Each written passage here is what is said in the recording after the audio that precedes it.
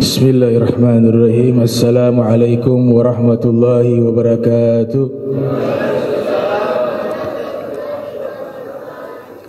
Alhamdulillahilladzi wa kafa, thumma salatu wassalamu ala nabiyil mustafa wa ala alihi wa sahbihi ahli sidqi wal wafa. Amma ba'du. Subhanaka la ilma lana illa ma 'allamtana innaka antal alimul hakim.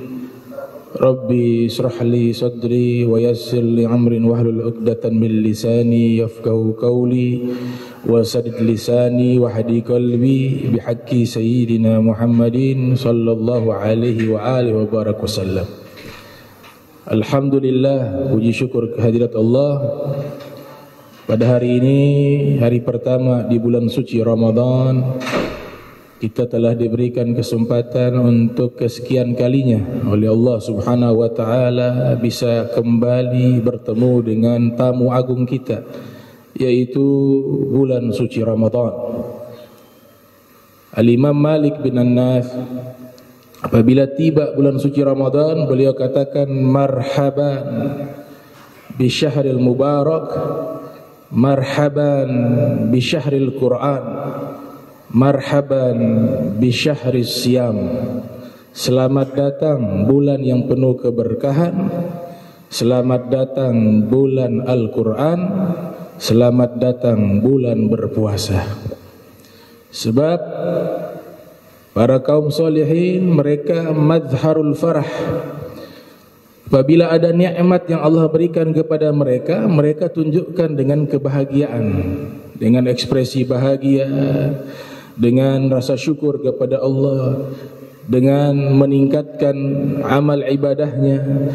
Itu bagian daripada mensyukuri nikmat Allah, dan kita wajib bersyukur Allah masih memberikan kesempatan kepada kita bisa bertemu dan bisa masuk di bulan suci Ramadan.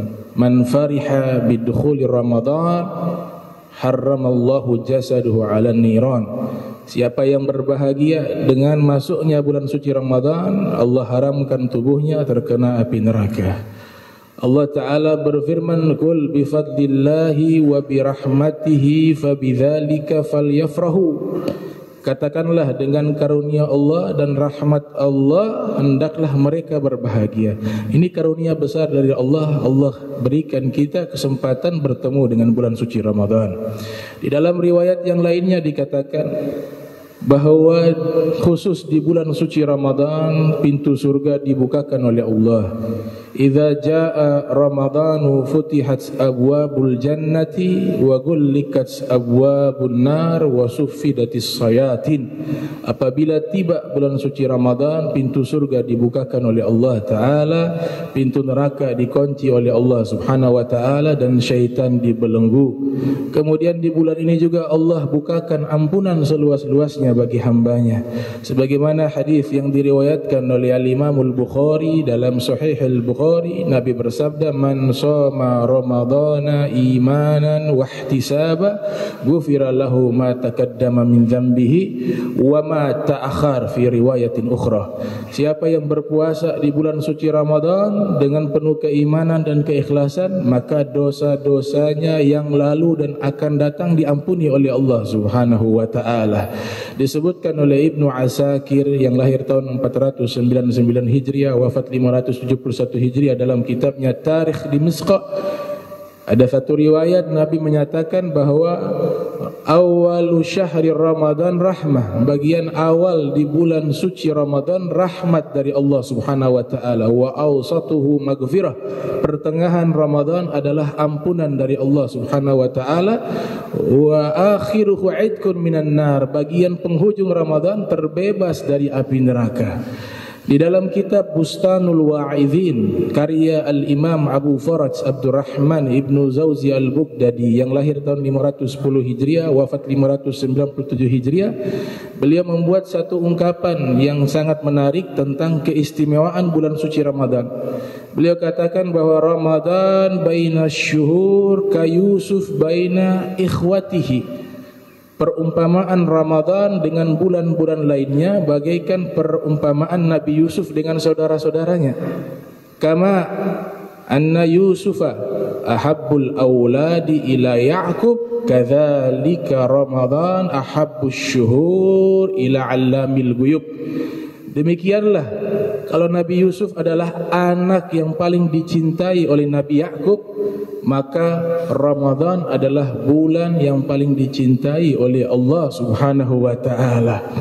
Oleh sebab itu, ini bulan yang sangat mulia, bulan yang sangat agung. Ada sunnah pertama yang kita lakukan di bulan suci Ramadan dan juga sudah banyak yang meninggalkannya, yaitu ketika melihat hilal Nabi ajarkan untuk kita membaca doa. Itu adalah sunnah pertama pembuka di bulan suci Ramadan. Ada hadis dari sahabat bernama Talha ibn Ubaidillah At-Taimi Al-Quraisy. Ini Talha yang meriwayatkan sunnah tersebut adalah orang-orang yang termasuk pertama kali memeluk agama Islam.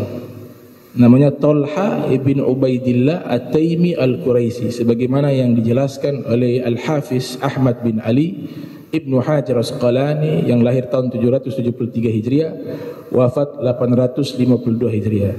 Nah, sebelum kita mengetahui sunnah tersebut yang diriwayatkan oleh Talha, kita sedikit mengenal siapa si Talha ibn Ubaidillah Al-Quraisy At-Taimi. Jadi Talha ibn Ubaidillah ini adalah termasuk salah satu sahabat yang Nabi sudah kabarkan tempatnya di surga. Terkenal dengan nama Al-Ashratul Mubasysyarun bil Jannah.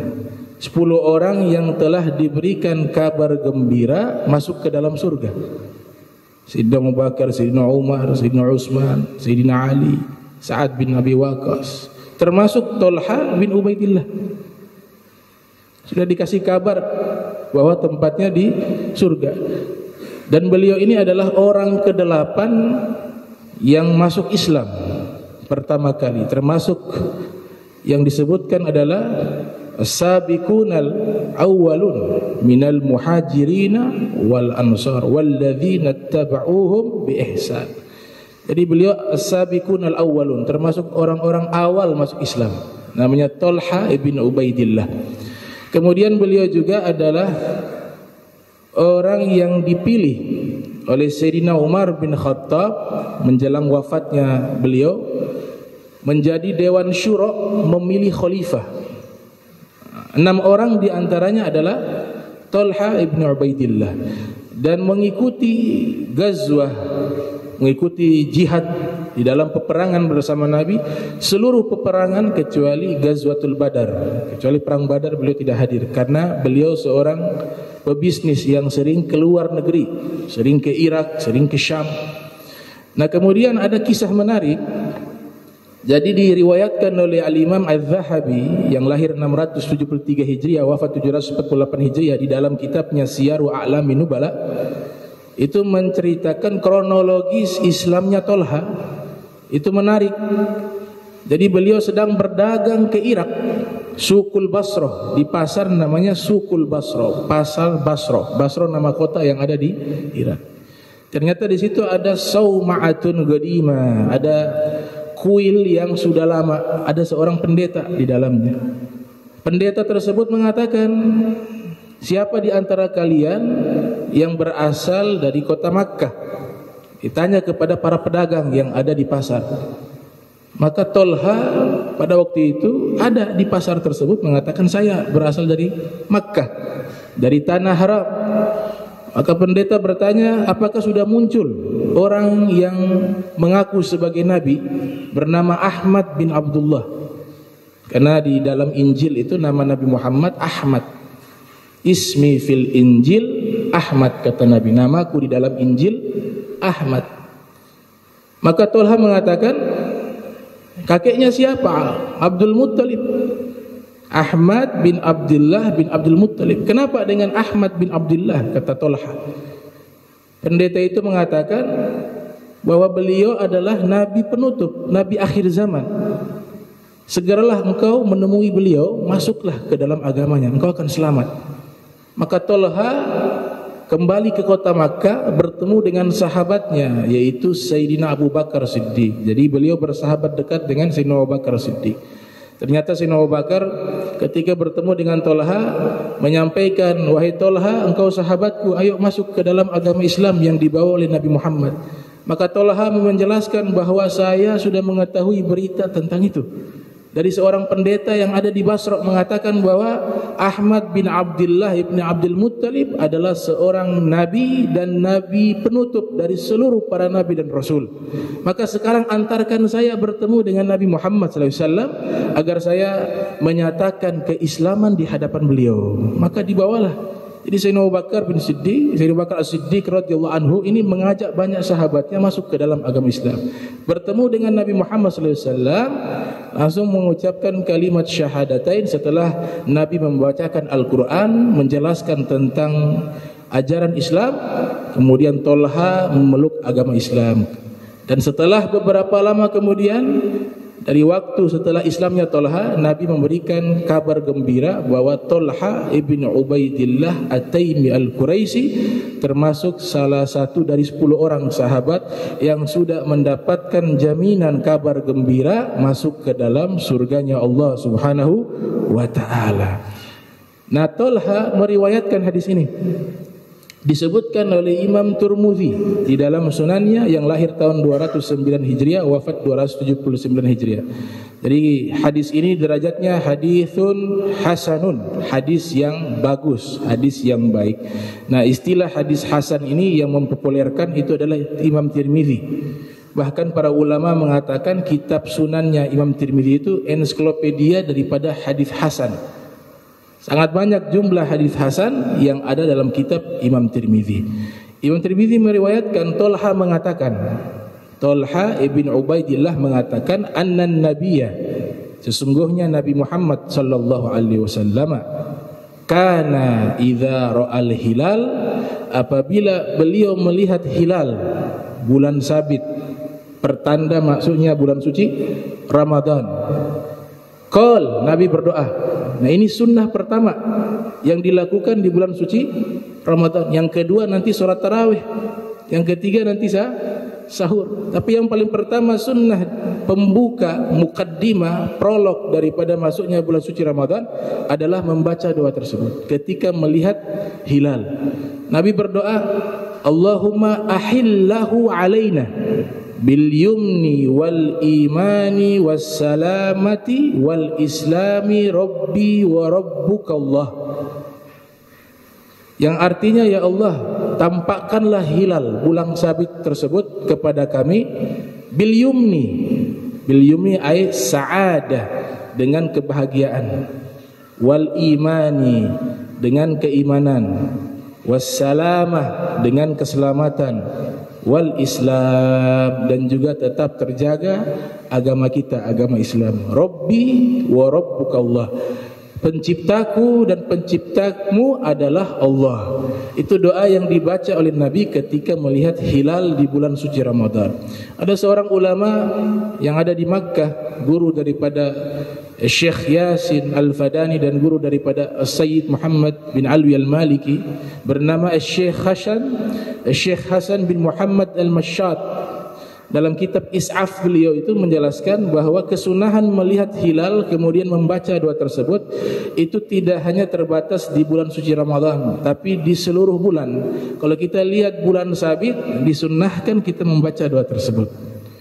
Kemudian ada yang menarik, bagian akhir daripada doa Nabi katakan, Rabbi wa rabbukallah, penciptaku dan penciptamu adalah Allah. Artinya apa? Nabi ingin menafikan bahwa ada komunitas yang mereka menyembah bulan. Ada komunitas masyarakat yang menyembah matahari. Maka Nabi tegaskan bahwa bulan sabit, mataharikah itu, bulankah itu, bulan sabitkah itu, seluruhnya ini adalah ciptaannya Allah.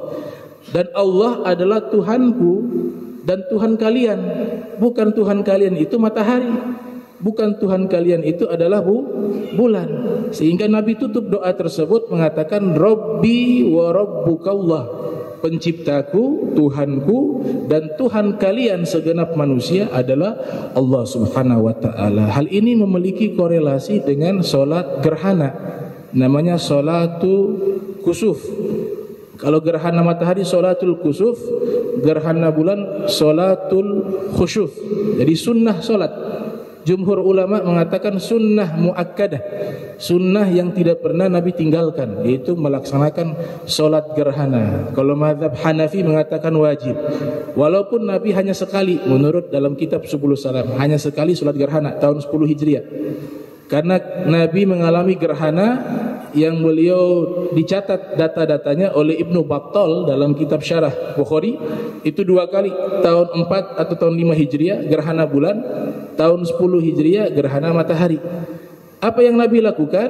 Ternyata ketika gerhana matahari terjadi bertepatan dengan wafatnya putra beliau bernama Ibrahim. Jadi Nabi punya anak laki-laki masih kecil wafat, namanya Ibrahim. Nah, ini ibunya adalah Maria Kiptia. Maria Kiptia. Maria Kiptia ini keturunan bangsawan Raja Mesir. Dihadiahkan oleh Mukaukis. Ulama mengatakan bukan istri ini, tapi hamba sahaya. Lahirlah Ibrahim. Ibrahim meninggal dunia gerhana matahari. Maka orang-orang mengaitkan peristiwa wafatnya Ibrahim, putra Nabi, dengan gerhana matahari. Apa yang Nabi lakukan? Nabi meluruskan pemahaman yang salah tersebut. Nabi mengatakan inna syamsa la tankashifu li mauti ahadin wala li hayati. Sesungguhnya gerhana matahari ini bukan karena sebab adanya orang yang wafat atau ada orang yang hidup, tapi ini bagian daripada min ayatillah, bagian daripada tanda-tanda kebesarannya Allah Subhanahu wa taala. Maka di saat itu Nabi sunnahkan, dan Nabi yang menjadi imam melaksanakan solat gerhana matahari. Para ulama sejarah seperti Al-Imam Ibn Katsir yang lahir tahun 700 Hijriah, wafat 774 Hijriah, dalam kitabnya Al-Bidayah wan Nihayah mengatakan peristiwa tersebut terjadi pada tahun 10 Hijriah. Solat kusuf. Nah, Al-Imam Suyuti mengatakan hikmah daripada Nabi memerintahkan para sahabat dan Nabi mempraktekkan langsung solat gerhana matahari, tujuannya adalah agar menafikan keyakinan daripada sebagian orang yang menyatakan peristiwa tersebut adalah bentuk daripada hal-hal yang berkaitan dengan Tuhan. Jadi mereka menganggap matahari itu Tuhan. Ada juga pemahaman yang beranggapan segala fenomena alam ini berkaitan dengan seseorang. Mereka katakan itu anaknya Nabi. Anaknya Nabi wafat, maka Allah berikan semacam kemuliaan dengan gerhana matahari. Nabi ingin meluruskan pemahaman tersebut dengan solat, dan juga ingin mengarahkan bahwa matahari, bulan, seluruhnya ini tidak memiliki kekuatan kecuali dengan izinnya Allah, dan seluruhnya itu makhluk. Maka solatlah Nabi Muhammad SAW. Sampai saat ini menjadi satu masru'ah, jadi syariat yang disyariatkan oleh Nabi kita Muhammad SAW. Kemudian terakhir saya tutup, dalam hadis Sahih Bukhari dan Muslim itu Nabi katakan sumu li ru'yatihi wa aftiru li ru'yatihi. Fa in gubbiya alaikum fa akmilu iddata Sya'ban 30 yauma. Puasalah kalian tatkala melihat bulan purnama. Bukalah puasa kalian tatkala kalian melihat bulan purnama.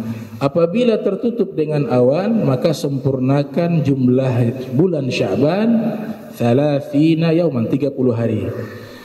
Memang jumhur ulama menyatakan bahwa melihat hilal dengan mata itu adalah satu penetapan hukum masuknya bulan suci Ramadan ketika di akhir Sya'ban dilihat. Itu mayoritas harus ar-ru'yah al-basariyah, melihat dengan mata. Adapun ar-ru'yatul ilmiyah, melihat dengan iptek, ini Imam Tajuddin As-Subki mengharmoniskan dua pendapat tersebut sebagaimana dikutip dalam kitab I'anatul Talibin. Al-Imam As-Subki, Tajuddin As-Subki mengatakan bahawa yang menjadi tolak ukur masuknya bulan suci Ramadan adalah melihat hilal dengan mata. Adapun dengan hisab itu bisa menjadi pendukung yang menguatkan. Kalaupun dijadikan sebagai referensi, al-hujjah lin-nafyi wala hujjah lil-itsbat, sebagai hujjah untuk menafikan saja, bukan sebagai hujjah penetapan. Makanya kalau kita baca kitab-kitab fikih terdahulu, itu mayoritas biru'yah. Namun terlepas daripada itu, Al-Imam Tajuddin As-Subki sudah memberikan satu solusi mengharmoniskan dua metode tersebut, yaitu ar-ru'yah dan hisab. Hisab sebagai pendukung sekunder, sedangkan ar-ru'yah itu adalah referensi hukum yang primer. Nah, kesimpulan daripada hadis tersebut, ternyata para ulama tafsir seperti Al-Imam Alusi Al-Baghdadi menyimpulkan bahawa matahari, bulan, siang, malam itu Allah ciptakan tujuannya satu, alamatul ibadah, sebagai tanda untuk kita ibadah kepada Allah. Makanya solat yang Allah wajibkan tidak sembarangan waktunya. Allah yang tetapkan waktunya. Ada solat subuh, ada solat zuhur, ada solat asar, ada solat maghrib, ada solat isya. Inna salata kanat alal mu'minina kitaban mawquta. Solat telah ditetapkan oleh Allah pada waktu-waktunya yang sudah ditentukan. Kemudian puasa juga yang wajib Ramadan, tidak semua bulan kita diwajibkan berpuasa, hanya khusus di bulan suci Ramadan. Ya ayyuhalladzina amanu kutiba alaikumusiyam kama kutiba alal ladzina min qablikum la'allakum tattaqun. Haji juga ashhur ma'lumat, hanya di bulan-bulan tertentu saja. Seluruh yang kita lakukan sebagai bentuk penghambaan kepada Allah Subhanahu wa taala ada aturannya, ada regulasinya yang Allah atur. Maka kesimpulannya adalah wa ma khalaqtul jinna wal insa illa liya'budun. Ternyata substansinya adalah kita hidup di sini ya untuk mengabdi kepada Allah, untuk beribadah kepada Allah. Wa ma khalaqtu batila, aku tidak ciptakan segala sesuatu sia-sia. Semuanya ada tanggung jawabnya, ada taklifnya. Maka waktu, siang, malam, bulan, matahari, bintang, ini semuanya adalah alamatul ibadah, indikator waktu ibadah kepada Allah. Kemudian Allah tentukan satu persatu. Nah, yang terakhir saya tutup, matahari juga Allah jadikan sebagai tanda kita berbuka puasa. Jadi berbuka puasa itu kata Nabi, gharabati syams faqad aftar shaim. Apabila sudah tenggelam matahari, maka sudah waktunya berbuka. Jadi fungsi daripada matahari, bulan itu berkaitan erat dengan ibadah kepada Allah Subhanahu wa taala. Mudah-mudahan Allah taala terima puasa kita. Allah taala mudahkan kita di dalam ketaatan, istiqamah di dalam bulan suci Ramadan. Amin ya rabbal alamin. Bismillahirrahmanirrahim. Alhamdulillahirabbil alamin. Allahumma shalli wa sallim ala sayyidina Muhammad wa sayyidina Muhammad. Allahumma jam'ana hadza jam'an marhuma wa tafarraqna min ba'di tafarraqa ma'suma wa la tajal minna wa la minna syaqi wal mahruma. Allahumma nadhih qulubana 'ani ta'alluqi biman dunak waj'alna min qaumin tuhibbuhum yuhibbuna. Subhanaka bihamdika asyhadu an la ilaha illa anta astaghfiruka wa atubu ilaihi. Wa sallallahu alaihi Muhammadin wa ala alihi wa sahbihi wa baraka wa zala walhamdulillahi rabbil alamin wa lafu minkum. Wassalamu alaikum warahmatullahi wabarakatuh.